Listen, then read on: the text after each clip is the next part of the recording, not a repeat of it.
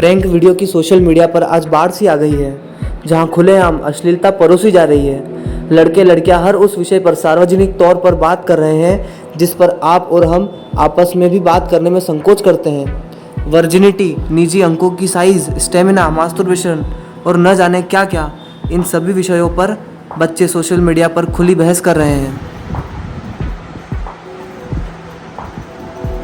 देखा, जिसे आप लिख भी नहीं पा रही उसे आज की पीढ़ी शौकिया राजा महाराजा की तरह आनंद से ले रही है। लेकिन ये सब सेक्स एजुकेशन का हिस्सा है, इस पर बात करने में क्या गलत है। अब ये तो मेंटेलिटी के ऊपर डिपेंड करता है कि इसे कौन क्या और कैसे किस तरह से लेता है। यू आर राइट, मैं यही समझाना चाह रहा था आपको। लेकिन मोबाइल का बाथरूम में आखिर क्या क्या काम है? वहाँ ये लोग कौन सी एजुकेशन ले रहे हैं? आप और हम इसे अच्छी तरह समझते हैं। क्या मतलब? मतलब सीधा सा है, उसको उदाहरण देकर समझाता हूँ। पिछले दिनों मेरी बेटी ने मुझे बताया कि वह फला नाम के युवक से व्हाट्सएप पर कुछ दिनों से चैटिंग कर रही है।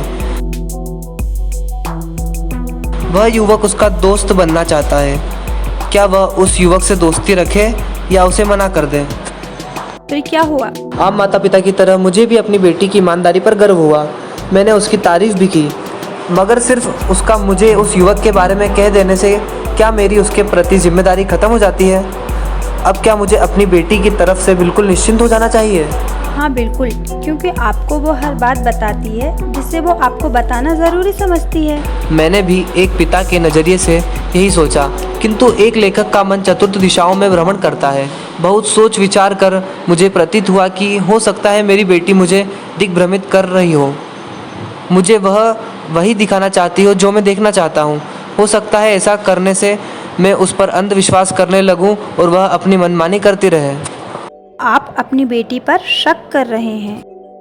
इसकी वजह है सरिता जी, आपने सुना होगा, विश्वास वही तोड़ता है जिस पर सर्वाधिक भरोसा होता है। ऐसा भी नहीं कि मैं अपनी बेटी को जानता नहीं, मगर वर्तमान परिस्थितियों को देखकर एक पिता होने के नाते भयभीत हूँ। राह चलता कोई भी लड़का यदि उसे आई लव यू कह दे तो या तो बेटी उसे थप्पड़ मार के भगा देगी या शर्मा के उसके प्रस्ताव को स्वीकार कर लेगी। लेकिन ये आज नहीं तो कल होना ही है। वही तो कह रहा हूँ। एक तरफ हम अपनी संतान को एक समय तक प्यार मोहब्बत आदि से दूर रखने की सलाह देते रहते हैं। उस पर यह संदेह भी है कि आज नहीं तो कल वह किसी का हाथ पकड़कर उसे हमारे सामने खड़ा कर देगी या देगा। तब न चाहते हुए भी हमें उसके जीवन साथी को स्वीकार करना ही पड़ेगा। मगर ये सच्चाई है। वर्तमान परिदृश्य और तथ्यों को देखकर इसे नकारा नहीं जा सकता। क्या हुआ? मगर मूल बात आपने अब भी नहीं बताई। उसी पर आ रहा हूँ। यौन शोषण केवल महिलाओं का होता है, यह अब कहना कुछ हद तक सही नहीं है, ऐसा मैं मानता हूँ। पुरुष वर्ग भी भारी मात्रा में इसका भुक्तभोगी है। मैं नहीं मानती। टीवी खोलकर देख लीजिए सरिता जी, 50 क्राइम सीरियल पुरुषों पर हो रहे अत्याचार और शोषण की कहानी बयां कर रहे हैं, और ये सब सत्य घटनाओं पर केंद्रित होते हैं। मगर वे सब बड़ा चढ़ाकर प्रस्तुत करते हैं, वहाँ भी अश्लीलता की ही भरमार है। आप तो मेरी जुबान बोलने लगी। एक बात तो माननी पड़ेगी। क्या? आप वाकई एक उत्कृष्ट लेखक। कैसे? देखिए ना, आपने किसी पर उंगली भी नहीं उठाई और हम सबको जिम्मेदार भी ठहरा दिया। उसके बाद भी यदि हम सजग नहीं हुए, लेखक का लेखन और ये हमारा रात्रि जागरण सब व्यर्थ गया। सोचने पर विवश करें, उपलब्ध या प्रस्तुत तथ्यों का विश्लेषण करें, न्याय संगत निर्णय लें और व्यवहार में लागू करें। यही तो उम्दा लेखन के उद्देश्य हैं। सही कहा आपने मुझे भी विचार मग्न कर दिया। आपका बहुत धन्यवाद। स्वागत है। रात बहुत हो गई है। अच्छा, तो अब सोने जाते हैं। Good night. Good night Ranjan sir.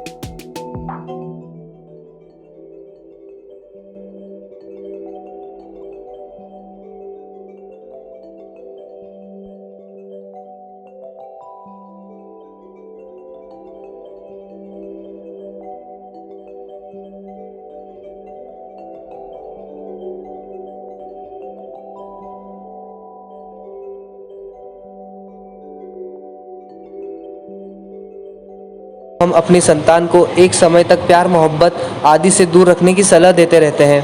उस पर यह संदेह भी है कि आज नहीं तो कल वह किसी का हाथ पकड़कर उसे हमारे सामने खड़ा कर देगी या देगा। तब न चाहते हुए भी हमें उसके जीवन साथी को स्वीकार करना ही पड़ेगा। मगर ये सच्चाई है। वर्तमान परिदृश्य और तथ्यों को देखकर इसे नकारा नहीं जा सकता।